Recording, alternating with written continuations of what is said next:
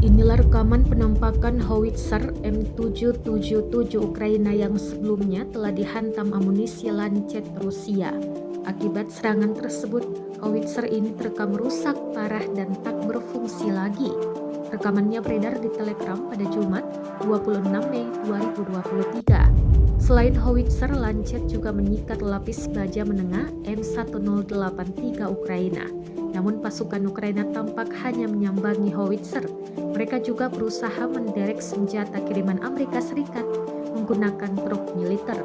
Para pasukan tersebut diduga ingin mencoba memulihkan M777 sehingga dapat digunakan lagi.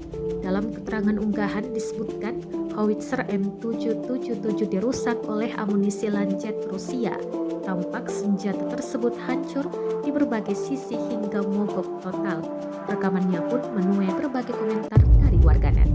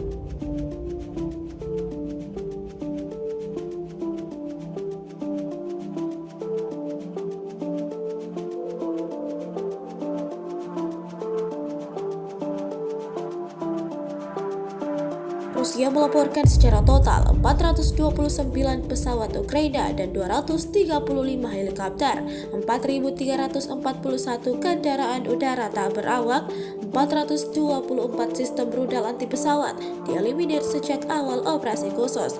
Sementara dari Kubu Kiev, Kementerian Pertahanan Ukraina merilis 460 tentara Rusia dieliminir dalam sehari terakhir. Total 205.720 prajurit Federasi Rusia meninggal sejak awal konflik hingga hari ke-457.